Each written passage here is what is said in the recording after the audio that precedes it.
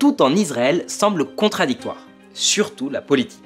On élit nos dirigeants lors d'élections libres et régulières et on descend dans la rue pour protester contre eux dès le lendemain. On a voté 5 fois en 4 ans pour remettre les mêmes aux commandes à chaque fois. On est le seul État juif au monde, mais 20% des Israéliens ne sont pas juifs. On se présente comme la seule démocratie du Moyen-Orient, mais sans constitution, sans réel contre-pouvoir, sans liberté civile garantie. Alors, Israël, démocratie ou pas ?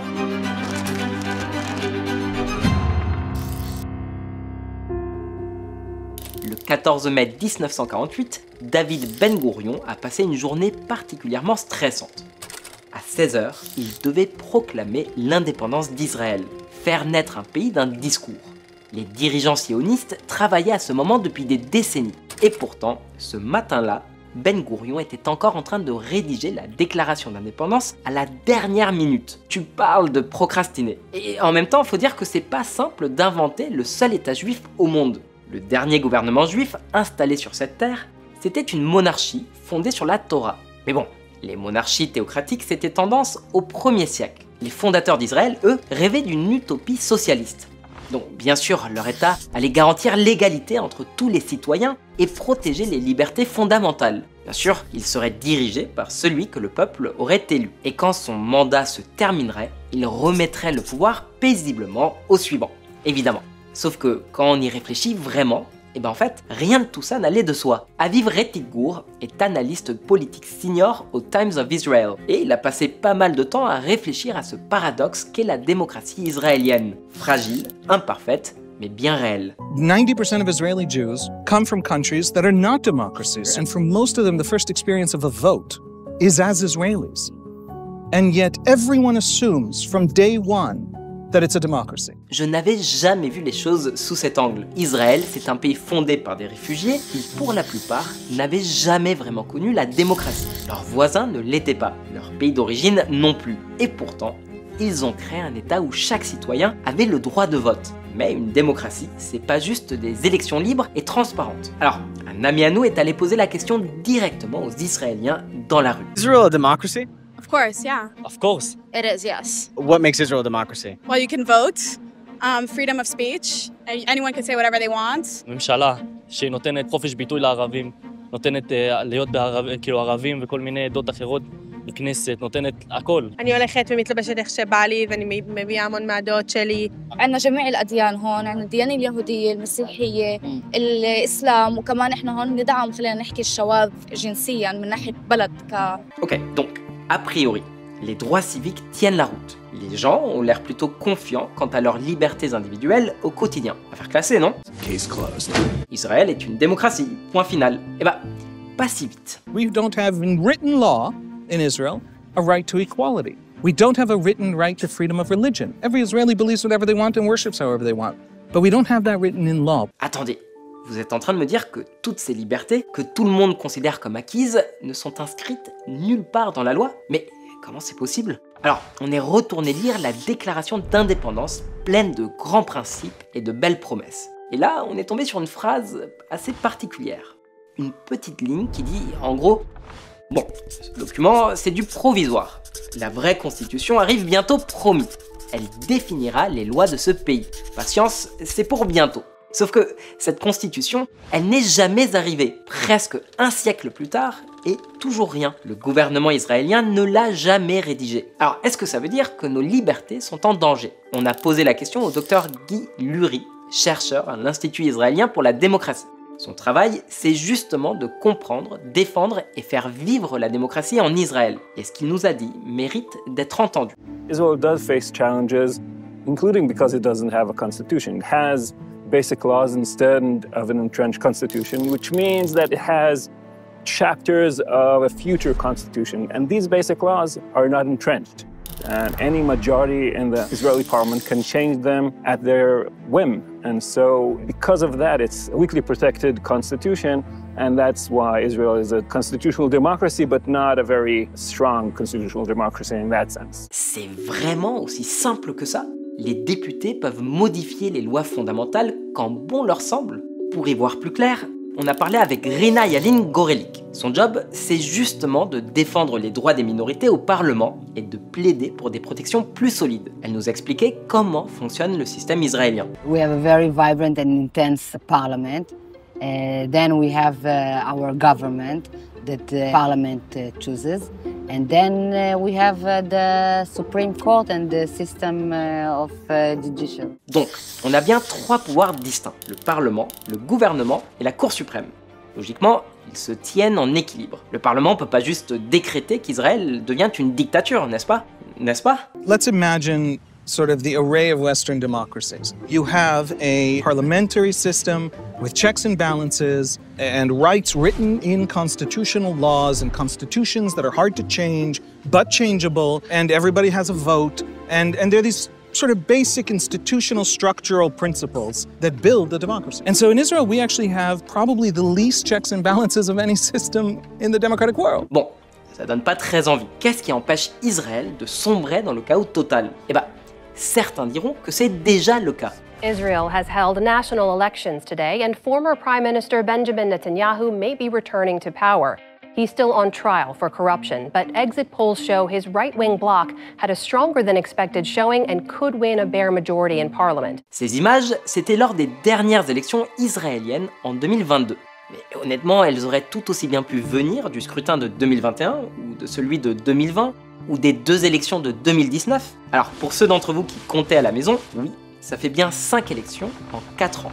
Alors bien sûr, des élections libres et régulières, c'est essentiel. Mais comme on dit, trop de démocratie tue la démocratie. Et je pense que ce gars-là résume ce que beaucoup d'Israéliens ressentent quand il dit ceci. I'm not sure that I'm willing to predict, I have to admit, because we really don't have any idea of what is going to happen. Et tout ça, c'était avant les grandes manifestations anti-gouvernementales de 2023. Massive protest in Israel igniting as Israeli lawmakers approve a key part of a divisive plan to overhaul the country's judicial system.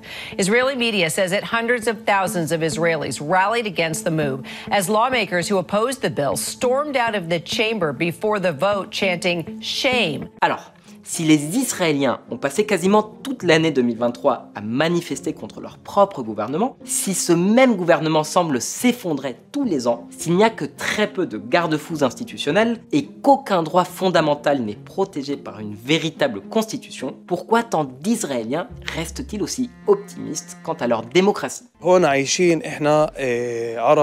ويهود وعايشين نفس الشوارع وبنشتغل مع بعض وعايشين بنفس العمارات وعايشين عيش يعني سليمة وبنحب بعض. I'm not Jewish. I'm Muslim. All my rights as a Muslim are preserved. I can marry who I want. I can, work where I want. Like, for example, both of us can get elected to the parliament. Both of us have the similar chance to be elected as a prime minister. There's no law that prohibits me from running as a candidate and becoming a prime minister, right? There is nothing that prevents it. 100%, without even questioning it. Israel is a democracy. It's a Jewish democracy. It's a democracy. C'est une démocratie juive. Mais il n'y a pas comme une contradiction? Comment un État peut-il être juif, c'est-à-dire penser pour les juifs, tout en garantissant pleinement les droits démocratiques de ceux qui ne le sont pas? This is a Jewish and democratic state. Do you feel like there's a tension between those two elements? Not at all. It's a Jewish value to be democratic, so no, not at all. בהחלט יש מתח בין הזהות היהודית לדמוקרטית. שמצד אחד זה מדינת היהודים, אבל מצד שני אנחנו רוצים לחיות בשלום עם השכנים שלנו. זה גורם להרבה מתחים. הערבים לא ילכו לשום מקום. הם היו פה והם גם היו לפני שקמה מדינת ישראל, כן? ואנחנו נחיה ביחד, זה המצב. אין מצב אחר, כאילו... Et ce n'est pas juste l'avis de monsieur ou madame tout le monde. Même des chercheurs très sérieux, spécialistes de la démocratie israélienne, posent la même question. I don't see it as an all or nothing.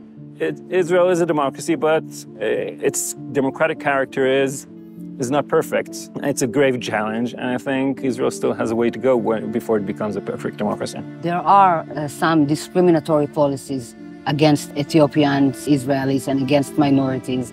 And that's why we exist as the Association for Ethiopian Jews.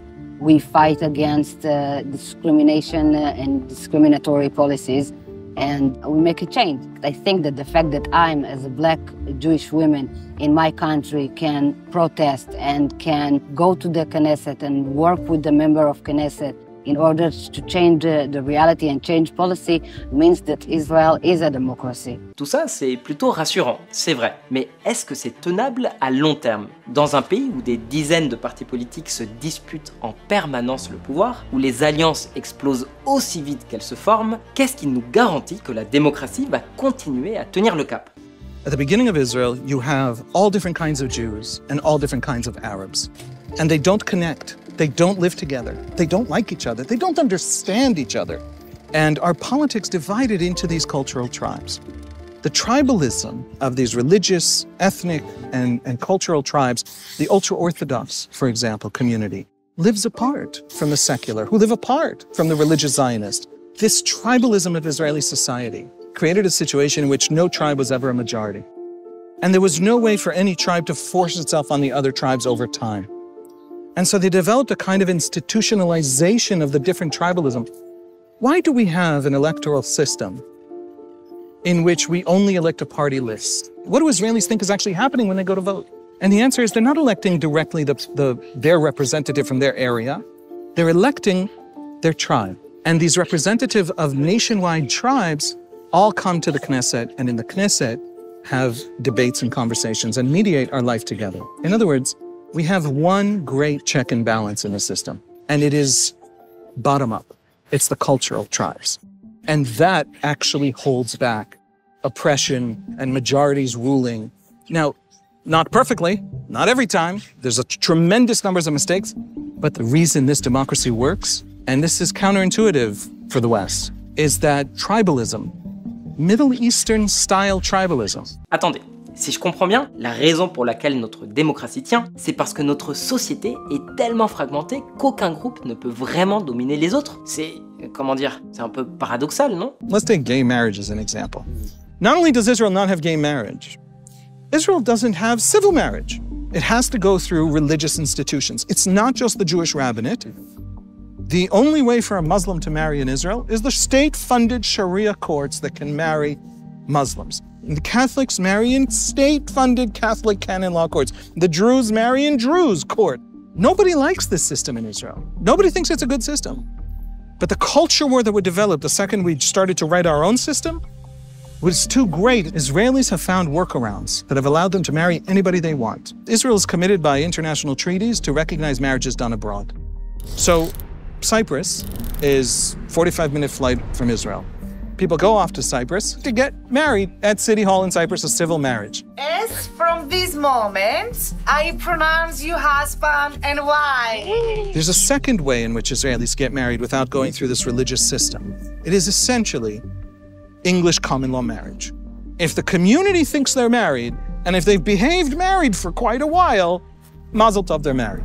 And in the 90s, they have begun to recognize gay couples as common law married in that sense. By the time you get to the early 2000s, gay couples in Israel can be recognized as married in every way except the word. I mean, end-of-life decisions, adoption, alimony. Voilà comment les différentes tribus de la politique israélienne cohabitent tant bien que mal. Voilà comment on tente de ménager à la fois ceux qui veulent un État plus religieux et ceux qui estiment que les tribunaux religieux n'ont rien à faire dans leurs affaires.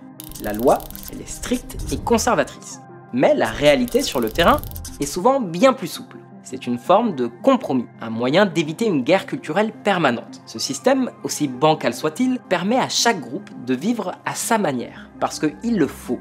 Parce que dans un pays aussi éclaté, aussi conflictuel, c'est peut-être notre meilleure chance de faire vivre une démocratie dynamique. Le processus n'est pas très efficace, le résultat n'est pas toujours progressiste, mais c'est cet équilibre fragile, ce jeu de concessions entre tribus qui fait battre le cœur de la démocratie israélienne. Et ce principe s'applique à tous les citoyens, peu importe leur religion.